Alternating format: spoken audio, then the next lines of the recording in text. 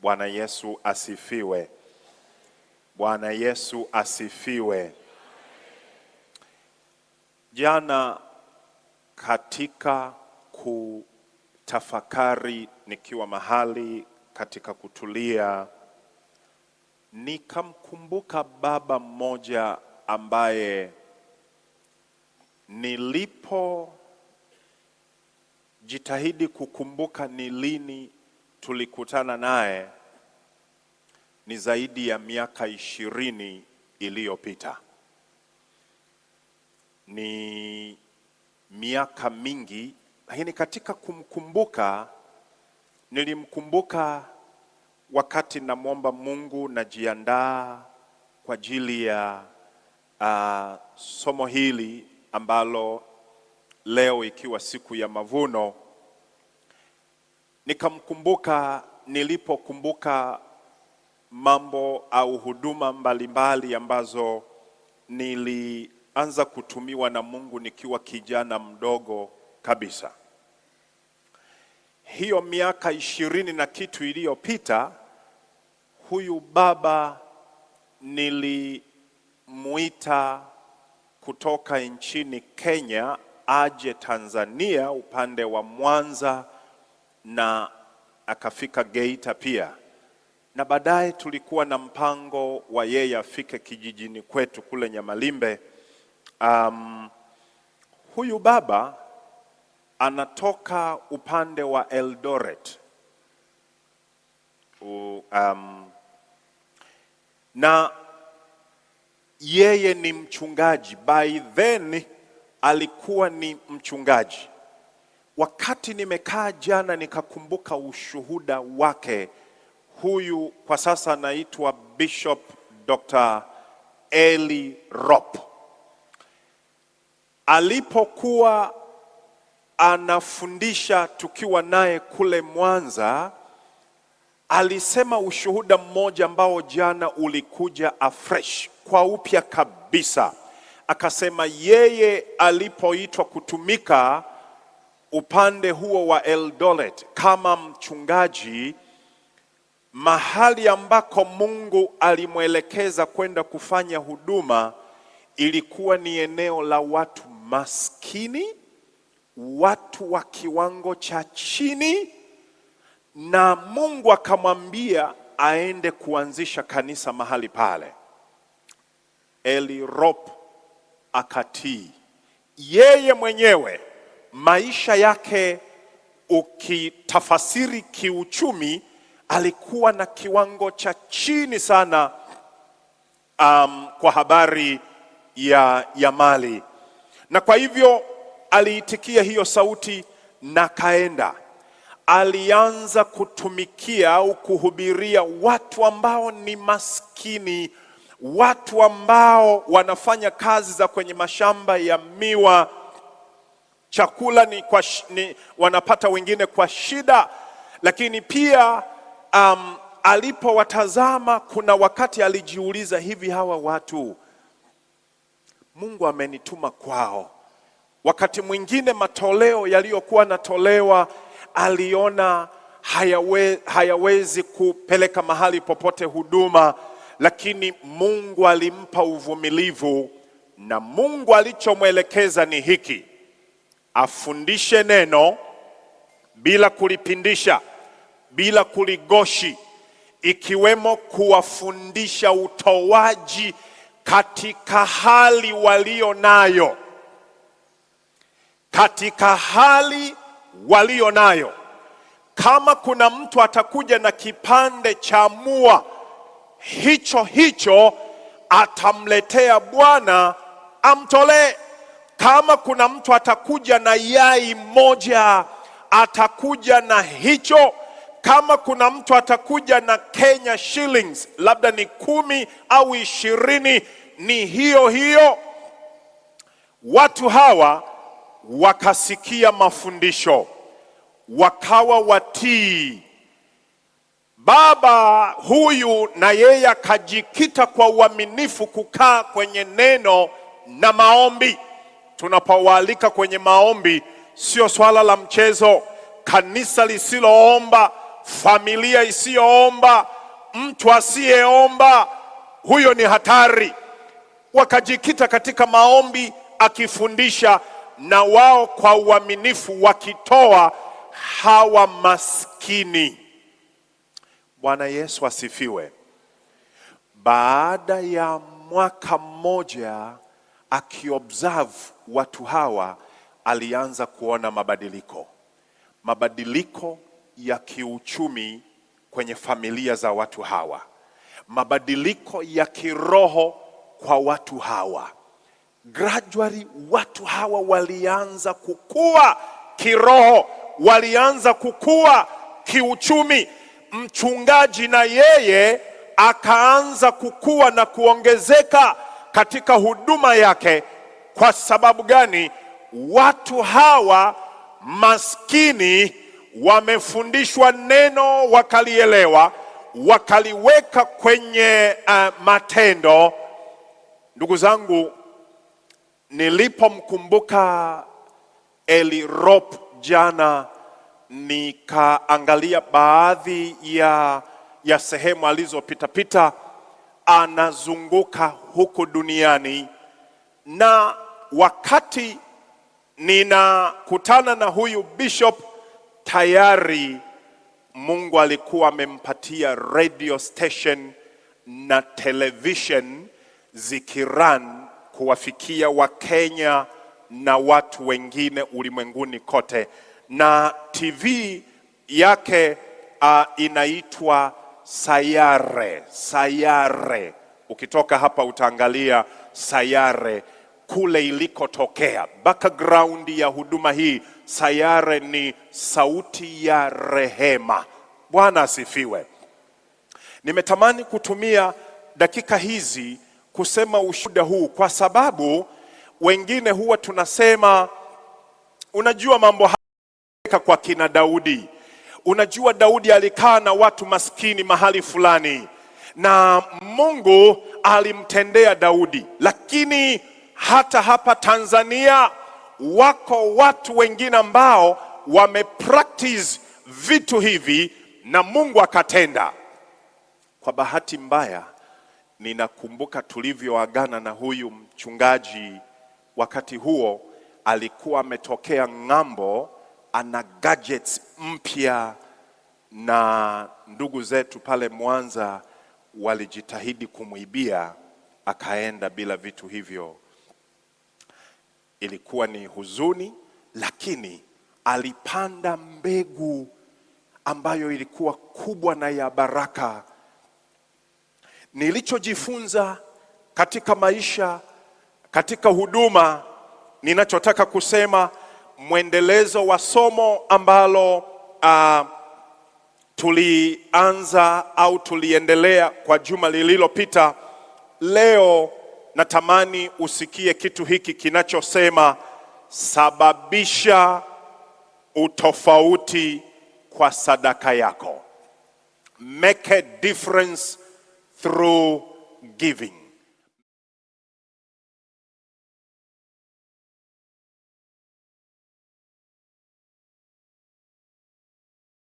Sifiwe.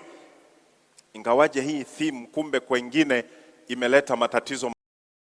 Kuna mahali vijana wamekabana, msichana na mvulana wanaambizana love in action. Love in action.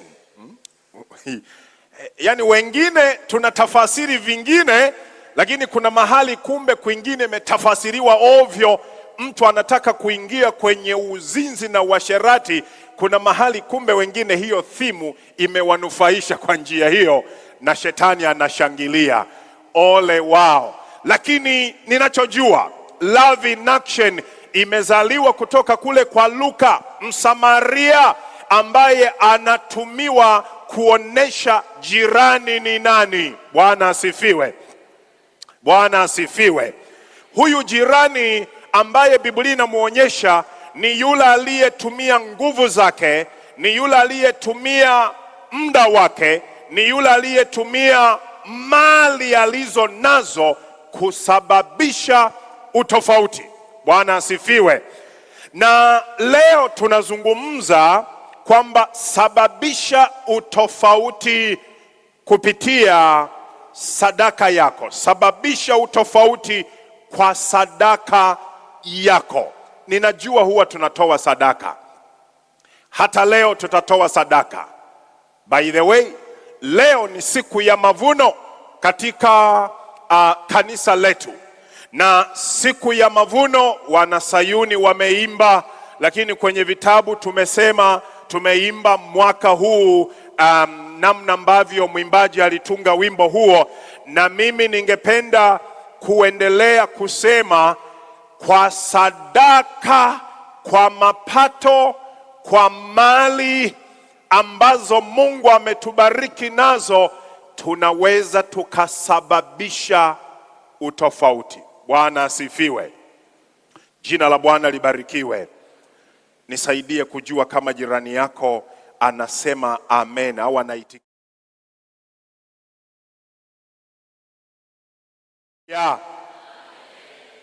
Hagai ni kitabu tulichokitafakari juma lililopita.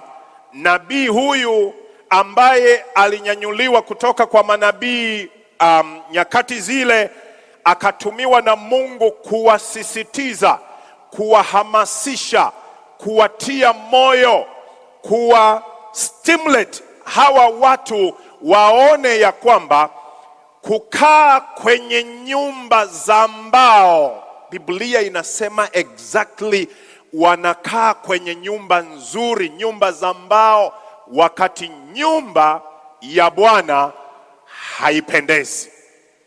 Wiki jana nilisema kwa nini alizungumza wazi juu ya mbao.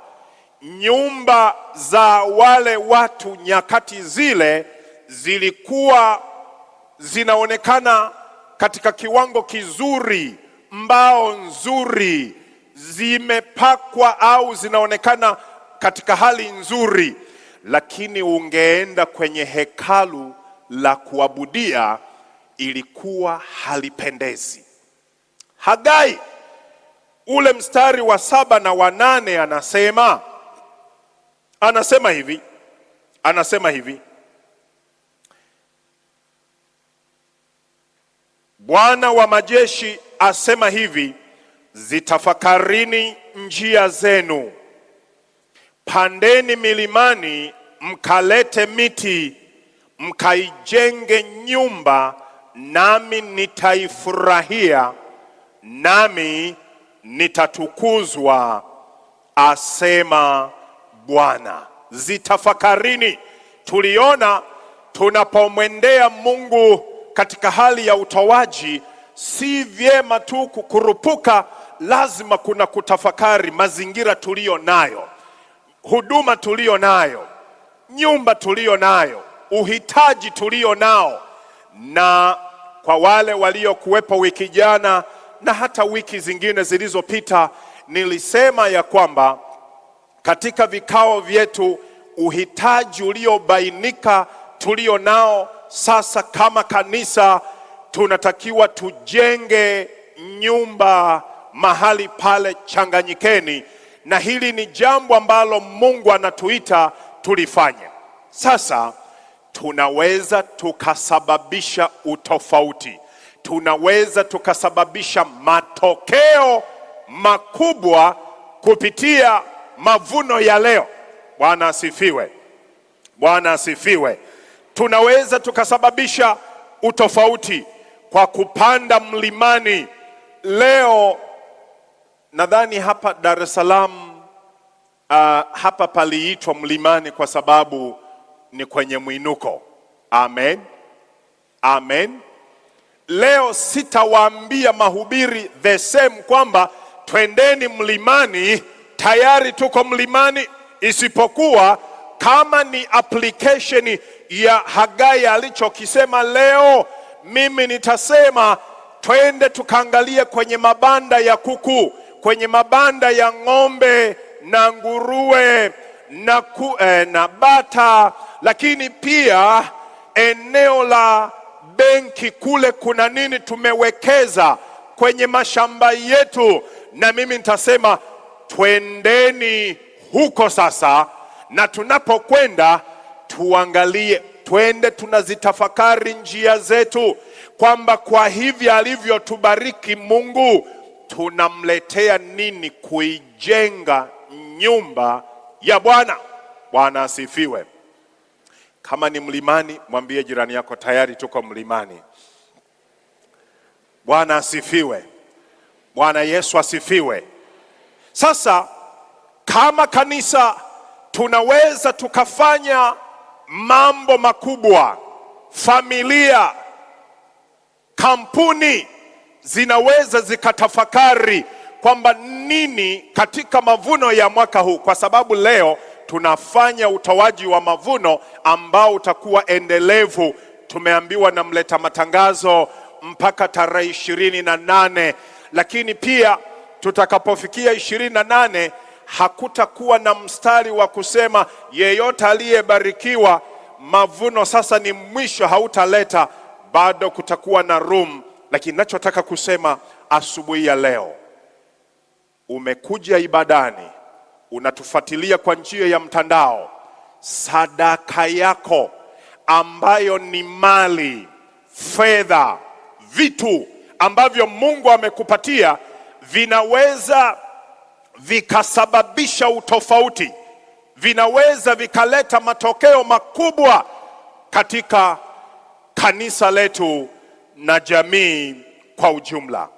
Napenda kukukumbusha kuwa baraka, mali, vitu ulivyopewa na Mungu, ukivitumia kwa kumtolea Mungu, utaona kitakachotokea, na nitakuonyesha mambo machache hapo baadaye.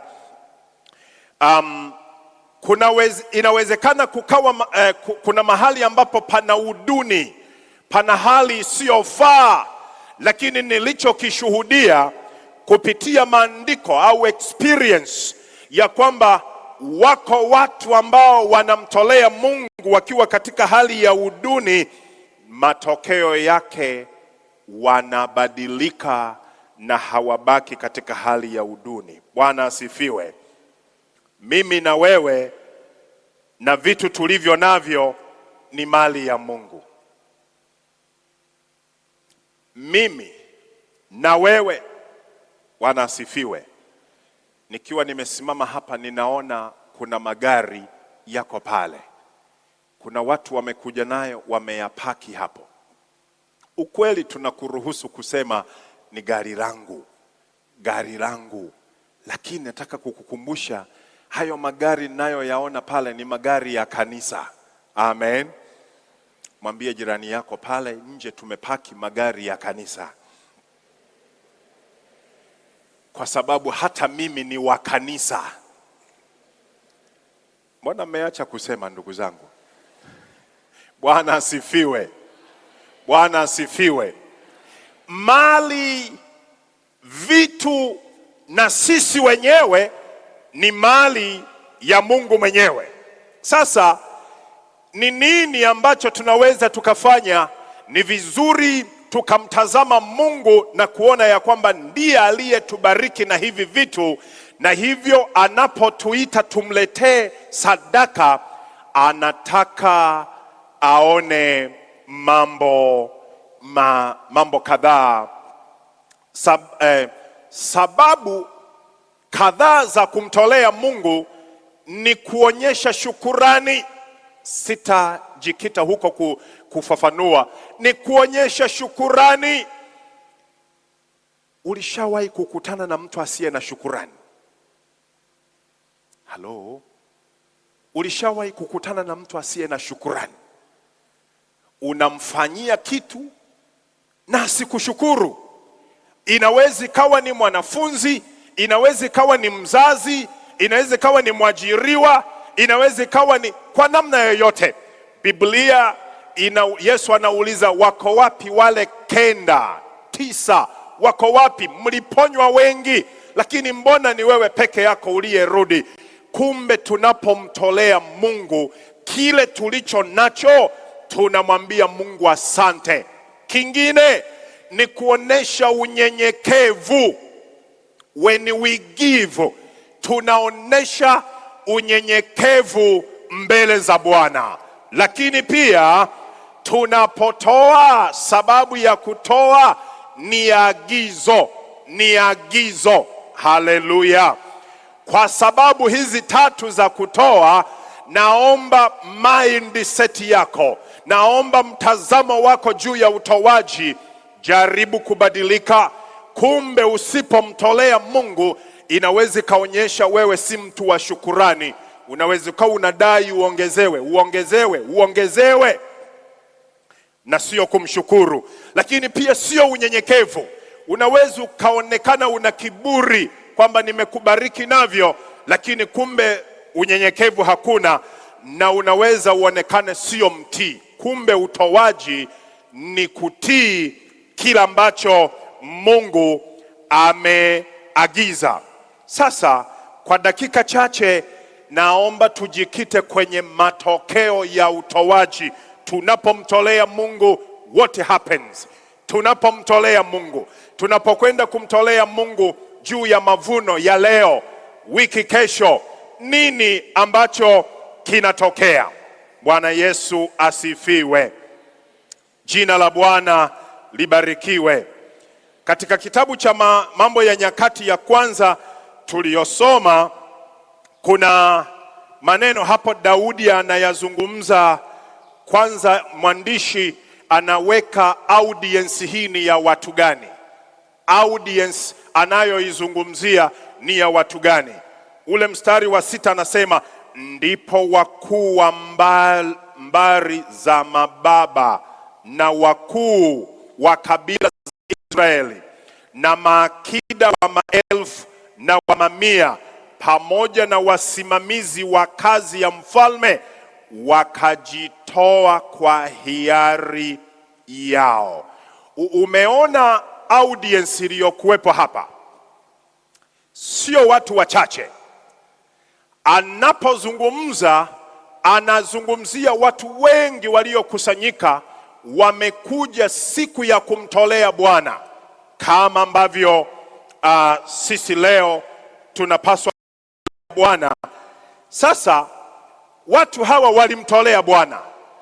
Katika mambo yanayotendeka tunapomtolea Bwana, jambo la kwanza, matokeo ya utoaji tufanya, jambo la mlango wa kubarikiwa. Mlango wa kubarikiwa unafunguka, au unafungua mlango wa kubarikiwa. Huu ni mlango wa kubarikiwa. Nilipenda maneno ya ndugu mmoja alivyoweka juu ya kubarikiwa. Yeye anasema hivi: Mungu huwa anatubariki ili tusiishi maisha ya kubarikiwa, kwamba tukaridhika tumebarikiwa. Haishii hapo kwamba unapotoa eti ukibarikiwa uridhike na kusema mimi nimebarikiwa. Anasema hivi, Mungu anatubariki sio kukuza maisha ya kiwango cha juu, tuishi maisha ambayo ni luxurious, maisha ambayo ni ya kuonekana. Anasema ila anapotubariki, anatuinua tuongeze kiwango chetu cha utoaji. Sema amen.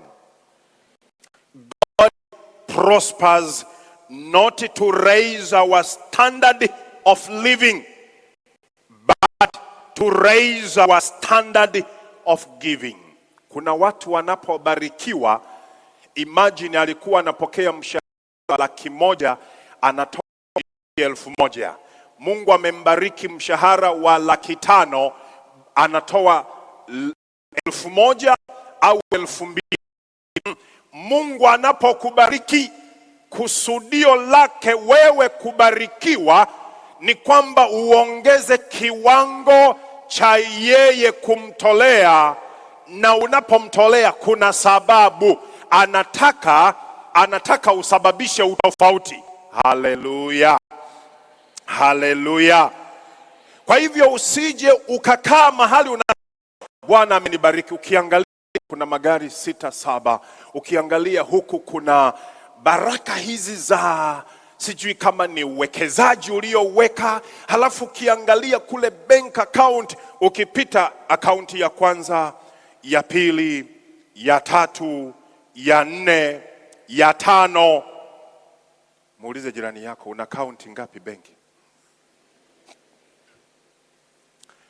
Bwana asifiwe. Bwana asifiwe.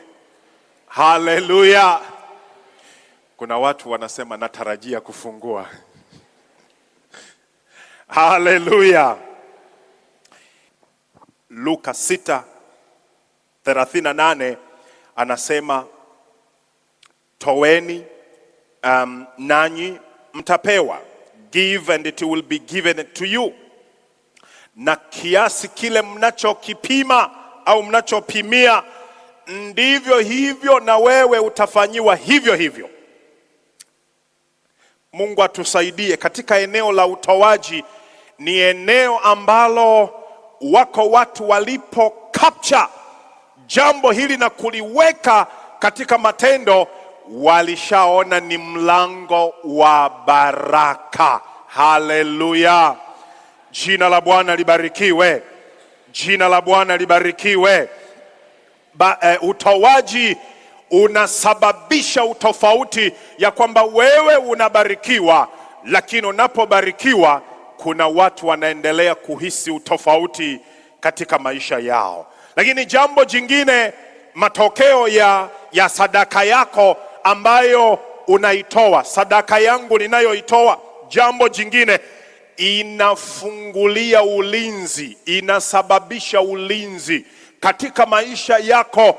Unapomtolea Mungu, ni kwamba sadaka hiyo, kumtolea kwako Mungu kunasababisha ulinzi. Ulinzi ambao ni katika aspect yote ya maisha yako.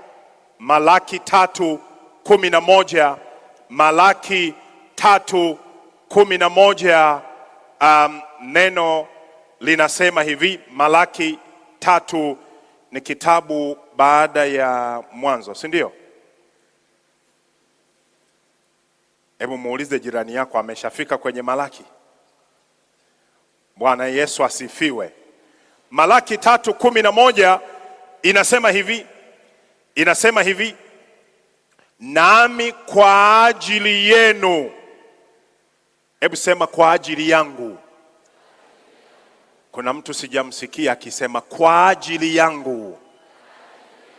Nami kwa ajili yenu, kwa ajili yako wewe na mimi, nitamkemea yeye alaye. Nitamkemea ni aspect ya kuna mtu anaangalia mambo yako, affairs zako. Kuna Mungu anayejishughulisha na mambo yako, lakini imesababishwa na nini?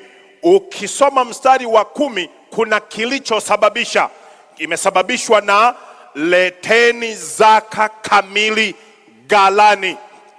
Leteni zaka kamili ghalani.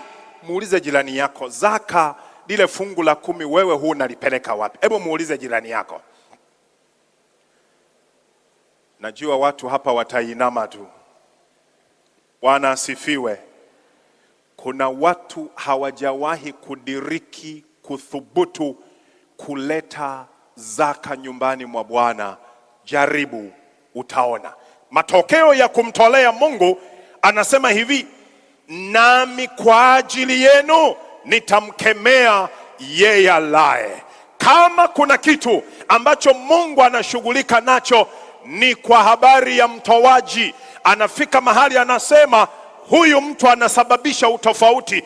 Natakiwa nifanye jukumu langu. Kama ni ajali iliyokusudiwa, kama ni uchawi uliokusudiwa, kama ni uharibifu, kama ni kitu chochote, ulimwengu wa giza umejipanga kwa ajili ya uharibifu, mbingu zinasema no, we need to defend him, we need to protect her, kwa sababu ya kile ulichokifanya katika ulimwengu wa roho kwa kumtolea Mungu yai moja. mayai 8, dola 200, mbuzi, ng'ombe, ulichokitoa nguo. Mbingu zinasema acha tushughulike na maisha ya mtu huyu. Bwana asifiwe. Bwana asifiwe. When you give, you attract security kutoka mbinguni. Mungu atusaidie kuzitafakari njia zetu. Lakini jambo la tatu, tunapomtolea Mungu, kule kwenye Mambo ya Nyakati ya kwanza tuliyosoma, utakutana na hii aspect. Inasababisha furaha. Furaha. Hey, givers are happy. Bwana asifiwe. Bwana asifiwe.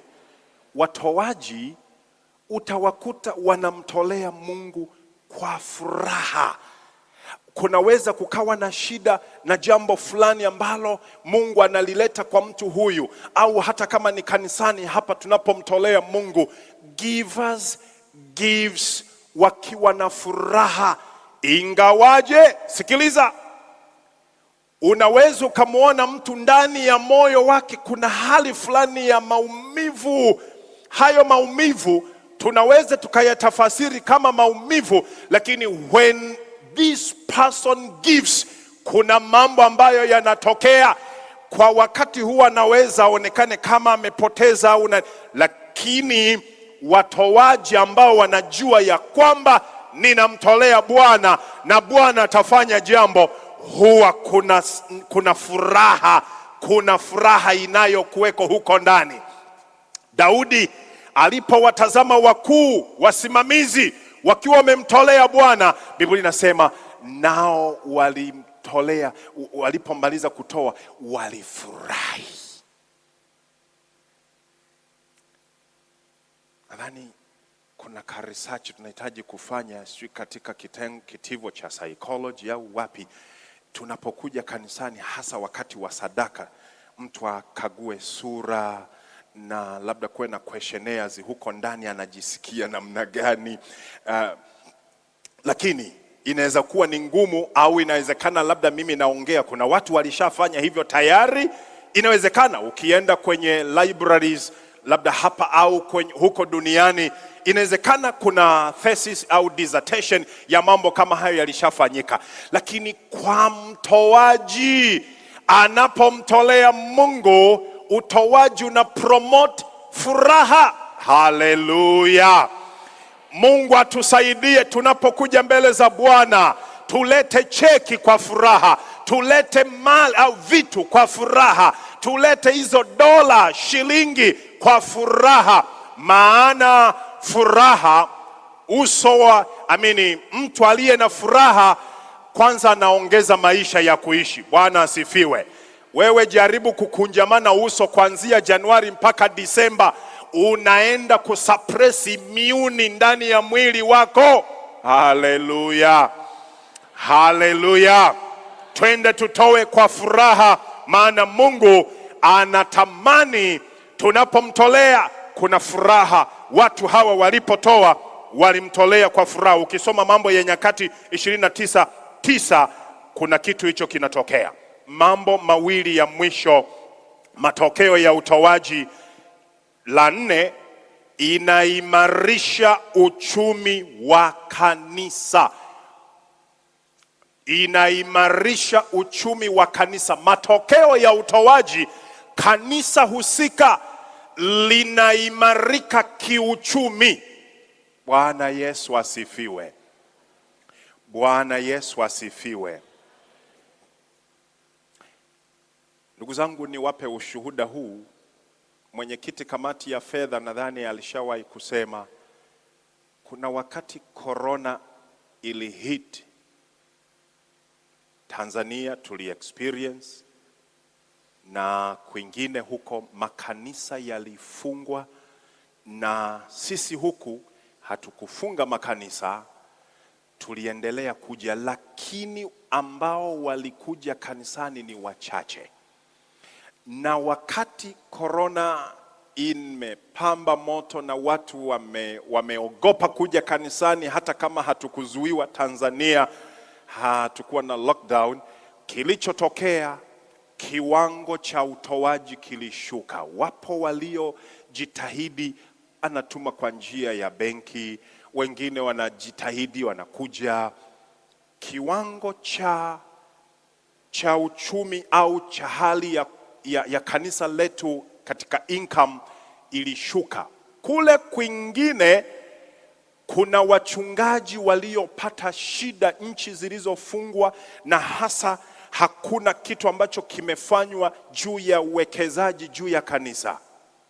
Ushuhuda niliosikia, mimi sikuwa hapa, niliambiwa kwamba kanisa, wafanyakazi wa kanisani, wachungaji, wainjilisti, makatibu mahutasi, madereva, watu wote, wafanyakazi, watumishi wa kanisani hawakuacha kulipwa mishahara yao. Kwa nini? Kwa sababu huko nyuma kuna watu waliendelea kutoa sadaka. Ninachotaka kusema, we need to think big. Tunatakiwa tufikirie katika hali ya ukubwa. Sio leo tu, hata tunajaribu kufikiria hivi ni corona tu itaishia hapo au kuna kitu kingine kinaweza kuja. Sitabiri, sisemi kwamba haiwezekani kitu kutokea, lakini kama kanisa linalomtolea Mungu lazima liwe na akili ya kuwekeza. Lazima liwe na income ambayo inaweza kawa ina generate pesa, inaingia au vitu vinaingia. Na ndiyo maana kuna wazo lilikuja la, kama kanisa tulikuwa na mradi wa kujenga jengo la vijana na watoto, lilishamalizika some years back, na juzi wiki jana tumeweka wakfu PA system nzuri ya kisasa katika kanisa. Hiyo ni kuboresha uchaji, na acha nikwambie, wale mtakao kuja kwenye maombi Jumatano na hata Jumapili, mtakapokuja kwenye ibada ya JCC, mtaona hiyo PA system imetokana na wewe kutoa sadaka. Hatutaishia mahali hapo, lazima tujaribu kujitahidi, tuone 5 years to come ni nini tunachoweza kukifanya kama kanisa. Lazima tuweke mpango ambao hata kama hatujatoa sadaka Jumapili, lakini kuna watu kupitia sadaka yetu ya leo, kuna watu wameingiza pesa kwenye akaunti zetu, na matokeo yake missions zitaendelea na huduma mbalimbali zitaendelea. Bwana asifiwe. Bwana asifiwe. Na hivyo basi, kama viongozi, kwa niaba yenu pale Changanyikeni, tumesema kwa sadaka yako tutakwenda kujenga apartment katika hali ya kufikiria na kuwaza, tutakwenda kufanya hivyo. Na siku nyingine tutakuja kuelezwa na watu wa kamati ya ujenzi, watu wa fundraising. Lakini ninachotaka kusema, sadaka yako inaweza ikasababisha utofauti, tukawekeza na Mungu akainuliwa. Sema amen. Bwana asifiwe. Na jambo la mwisho, tunapomtolea Mungu utofauti mwingine tutakao uona ni kwamba inasababisha, sadaka yako itasababisha injili ihubiriwe. When we give, the gospel will be preached. Once you give, the gospel will spread, will be announced everywhere kwa sababu ya sadaka yako. Kwa nini? Paulo anajibu. Bwana asifiwe. Wanafunzi mnaoenda mission, nyosha mikono juu. Kama ulishawahi kwenda mission, nyosha mkono. Kama ulishawahi kwenda mission.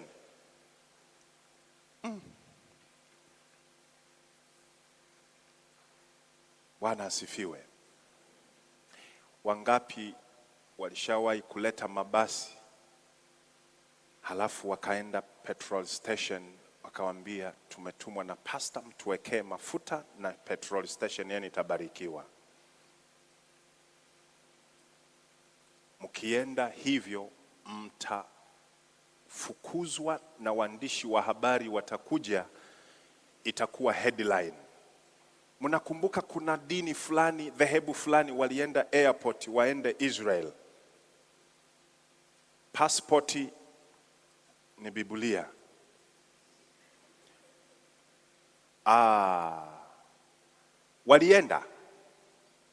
Walienda.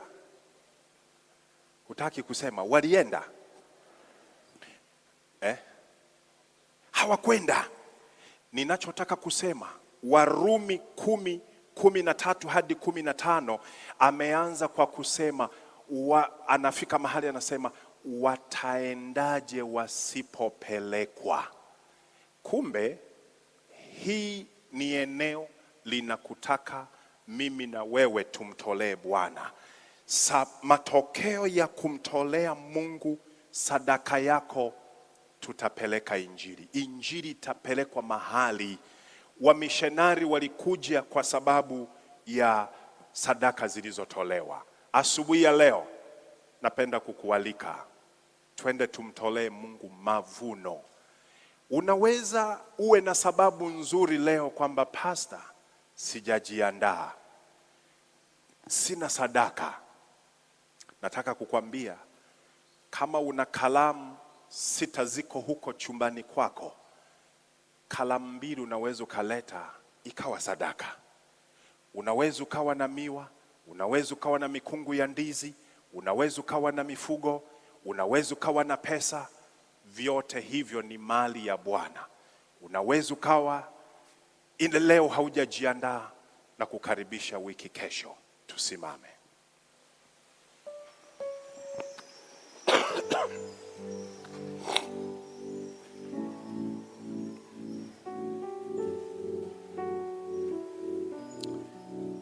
Bwana Yesu asifiwe.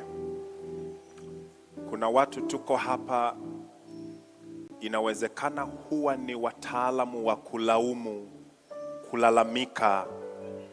Inawezekana ni kwa sababu tumejifungia milango. Inawezekana ulinzi hakuna, na Mungu anapotutazama alivyotubariki anaona tuko Matendo ya Mitume inasema heri kutoa. Bwana asifiwe. Katika Matendo anasema ni heri kutoa. Na asubuhi ya leo na kushauri usipende kupokea. Biblia inasema ni heri kutoa hata kwa hicho kidogo unachodhani ya kwamba ni kidogo. Itakuwa inakufungua kuwa na moyo wa utoaji, na mtoaji huwa anajitengenezea marafiki wengi. Bwana asifiwe. Bwana asifiwe. Mtoaji huwa anajitengenezea marafiki wengi. Naomba munisaidie kama hii itakubalika kuingia masikioni mwenu. Ukiwa na rafiki ambaye kila kukutana naye yeye ni kukukopa, yeye ni kukuomba, huyu rafiki utaudefine namna gani huwa urafiki? Saa zingine unaweza ukawa unamkwepa, si ndio? Si ndio? Lakini ukiwa na rafiki unakutana naye, anakubariki, anatoa, rafiki huyo utamfurahia. Hebu tamani kuwa moja ya watu ambao Mungu anawaona wanamwendea kwa shukurani. Usiwe tu wa kumwomba Mungu nisaidie school fees hiki na kile, lakini wewe inapofika kwenye utoaji uko mbali. Funika macho yako. Bwana Yesu, asubuhi ya leo tunatamani mioyo yetu itazame, kwa sababu tumezitafakari njia zetu, tumetangaziana, tumeandaana, na sababu ya kutoa tunayo, kwa sababu umetubariki na vingi. Chunguza mioyo yetu, viwango, kiasi, vitu tunavyokutolea, ukaguse mioyo yetu, na wewe ukainuliwe na kutukuzwa. Asante kwa watu wako tunapokwenda kukutolea. Ninakuomba Mungu wa mbinguni, ukakutane na kila mmoja wetu. Weza na nguvu na mamlaka ya jina lako Bwana ikajulikane, katika jina la Yesu tunaomba na kuamini. Amen.